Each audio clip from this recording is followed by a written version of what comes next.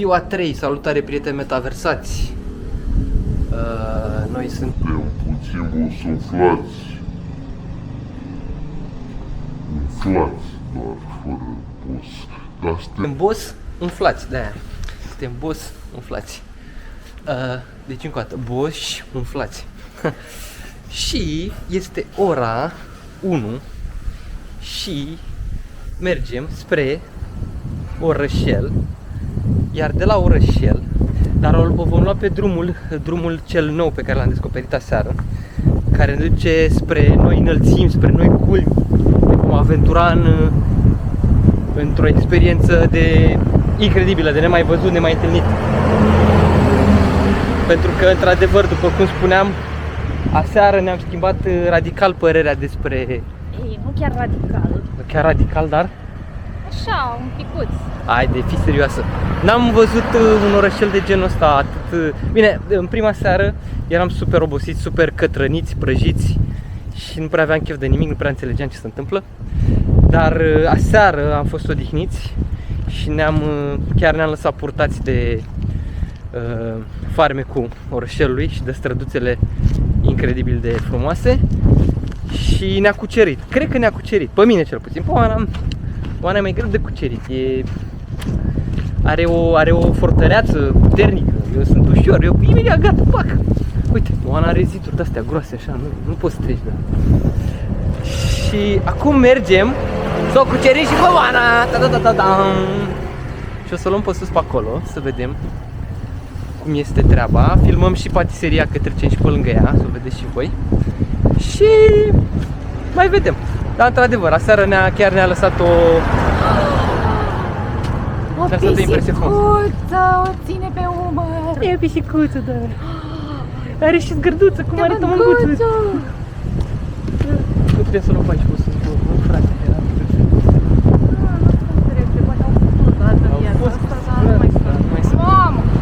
Bă, vântul bate în continuare, ca și zilele trecute. Da, am schimbat un pic planul, că astăzi... Are și hăinuță, nu, deci nu se poate. Nu există. Mor. Pisicuță mică. Pisicuță mică. Vai de tot. Nu. Pisicuță mică. Are hăinuță. Are hămărat. Ok, și ziceam că am schimbat un pic planurile, că ieri ziceam că vom merge spre sud, spre plaje, dar nu vom merge astăzi, vom merge mâine. Astăzi mergem pe drumul pe care n-am mai mers. Sper să nu fie cu stres și să ne bucurăm un pic de oraș. Și pe urmă de plaja din centru, de acolo. De fapt, am descoperit că sunt două plaje, mai e una micuță, are și puțin nisip și pietre, chiar lângă bisericuța aceea, lângă capela aceea, de lângă, o să vedem, de lângă mori, unde sunt morile de vânt. Și o să mergem și acolo și pe cea centrală, să vedem unde e mai ok. Până una alta, cred că ne apropiem de... Ne apropiem? Da, uite, asta e, mă. Artistii Mykonos. Nu e asta. Ba da, ăsta era și numele pe... Uite. Ăsta era numele pe cutie. Nu recunoști? Logo-ul ăsta era. Artistii Mykonos. Da, și aici în față mergem cu pisicuța după noi. Aici în față trebuie să fie patiseria. Și noi trebuie să o luăm pe drumul ăla pe acolo, nu? Pisicile aici sunt super mega adorabile. Nu se poate așa. Da, uite aici. Asta e patiseria. E full. Copii, tineret, nu știu, oameni, tot felul. E plin. Bun, și acum hai să o luăm pe aici. Hai să traversăm repede și intrăm pe... Uite sus acolo o capelă. Intrăm pe drumul ăsta superb, care ne va purta de pe culmi și vom merge jos spre orășel. Hai să vedem ce ne așteaptă. Da, vântul bate în continuare tare. Melodia noastră, imnul nostru din această dimineață este Baby shark. Baby shark. asta este. Ah. Asta este Baby Shark. Perfect. Baby Shark. Baby. Shark. Baby. Ia uite. Fructe. Fructe de Oh my god. cactus. Multe. Multe fructe. Fructe de cactus. Uite porumbei. Ai mai văzut vreodată porumbei? Porumbei cred că și n-am mai văzut prima oară.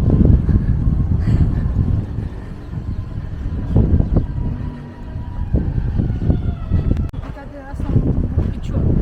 Aseară mergeam pe drumul ăsta pe aici. O potecă. E super pustiu, de fapt. Mă rog, acum e lume pe terasă. Dar azi noapte era neiluminat. Și eram așa un pic temători. Bă, ce pe aici? Pe unde ne-a dus? Pe unde suntem? În fine. Era beznă, nu se vedea nimic. Dar e ok. E ok acum. În legătură cu prăjiturile, nu le-am mâncat nici astăzi, pentru că, bineînțeles, am avut deja micul dejun pregătit. Dar prăjiturile au fost bombă. Iar eu le-aș da 2 stele Michelin, le-aș da. Nu le-aș da 3. Corect. Oana, tot pe 2 stele Michelin? Da, nu a Unde fost luăm? aia de ciocolată. Aici, nu? Pe sus, Mi s-a parcă. părut horror. Aia cu ciocolată nu ți-a plăcut. Da. Dar baclavica? Toate celelalte mi s-au părut foarte bune. Ca să fie excepționale, într-adevăr, să-ți vină să mănânci și până nu mai poți, ar fi trebuit ca cele care aveau cremă în ele să nu aibă griji, să fie crema. Ah, ok, Să fie alea, făcută corect. alea care se zice cu caimac cu cremă de Dar lapte. pentru, sincer, pentru 2 euro jumate, Băi, eu cred că așa e rețeta, sincer. nu știu. Cu griji. Nu-i cu griji? Văd că la noi pe românii, ca să pui griji, ca să lungești compoziția. Păi da, așa e rețeta. Asta e rețeta. Ca să lungești un pic situația.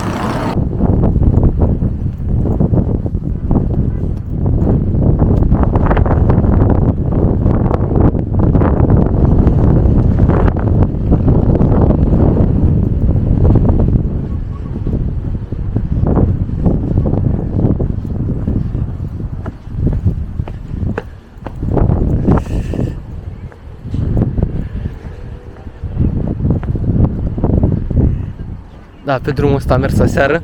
E destul de abruptă panta și mașinile se chinuie un pic la urcuș. Dar nu prea trec mașini spre deosebire de celălalt drum, unde se circulă intens și mașini și motociclete, motorete. Pe aici motoretele barem nu circulă deloc. În schimb, pe acolo e plin.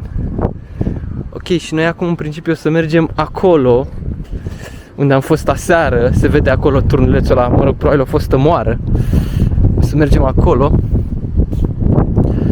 să vedem cum se vede priveliștea.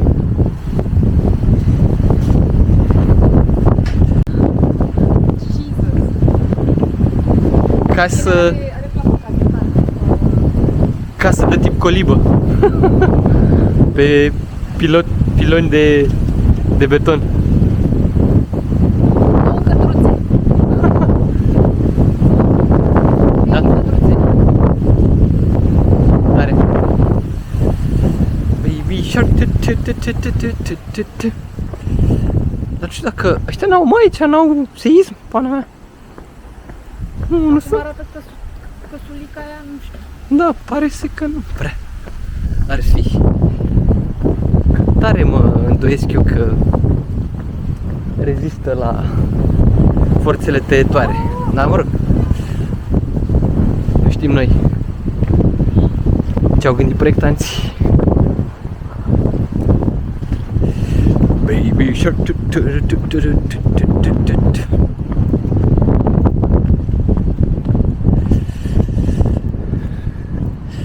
Acolo se văd și în depărtare, se văd și morile.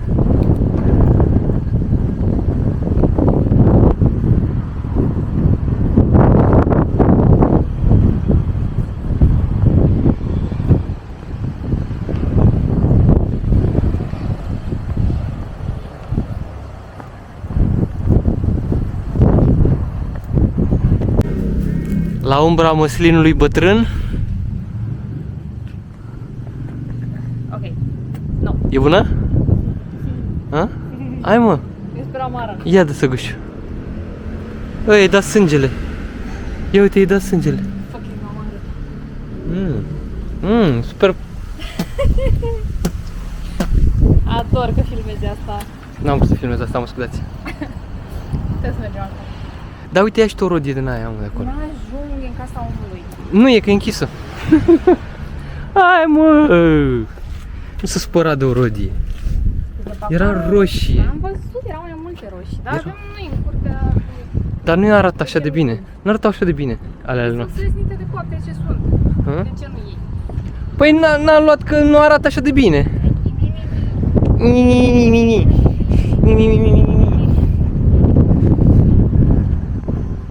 Baby shark. Mamă, dar cea măreală. Da. Oare cumva era o trăvitoare?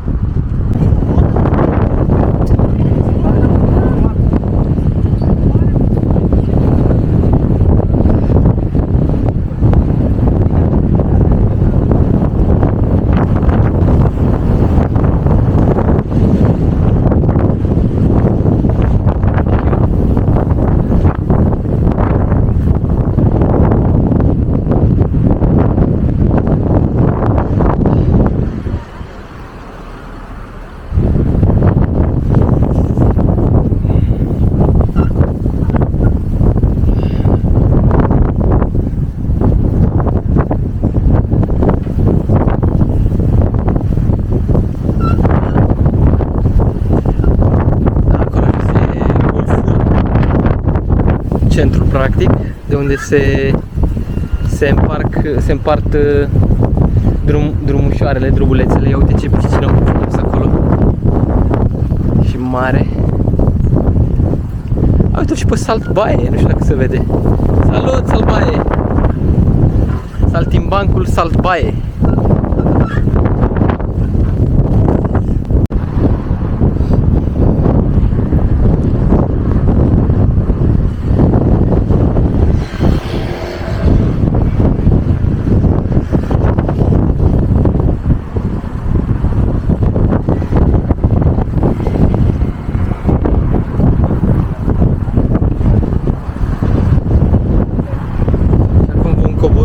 Ușor și mergem spre... Chiar trebuie să ajungem acolo. Acolo este cetatea, de fapt. Chiar acolo e vârful, e zona de cetate. Acolo era cetatea și încă au rămas și vom merge și da, mai de aproape ce e acolo. Vechile reminiscențe. Vedem de acolo. Moara lui Bonnie. Probabil Bonnie M, un component al trupei Bonnie M.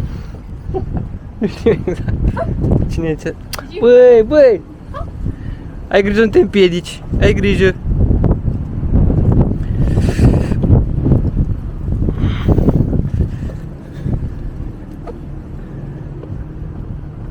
What about Daddy Cool? Daddy Cool. Daddy Cool. Da, Bonnie M. Bonita, Juana Bonita, Juana Bonita, Bonita, Juana Bonita.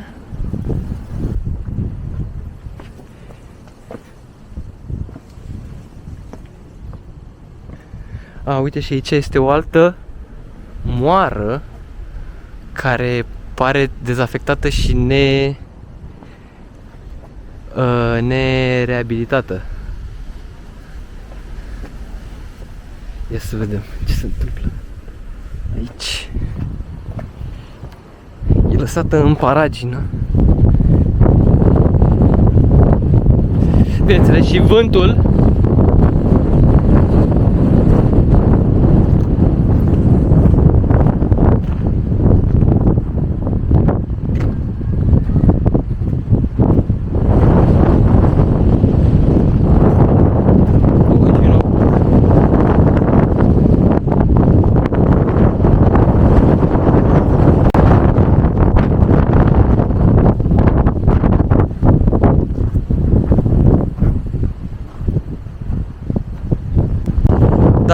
căutați electrocasnice noi, mă rog, aproape noi, într-o stare cât de cât bună, am pentru voi un aragaz și o mașină de spălat, numai bune, fix de aici, din inima Mykonosului.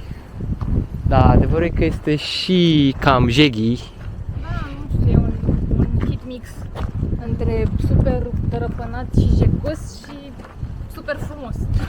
Da, e destul de bine întreținut pe zonele, mă rog, cele mai frecventate, cele mai călcate de turiști, dar în celelalte zone, cum am văzut și mai devreme, e dezmăț, e un pic dezmăț. Sunt gunoaie, sunt diverse chestii. Și asta chiar, totuși chiar în orașul ăsta vechi aici. Da, asta e. Ca peste tot de altfel. Nu poate să fie numai frumusețe și... Mă rog, asta e oricum și teoria aia cu flori de mucegai, că până la urmă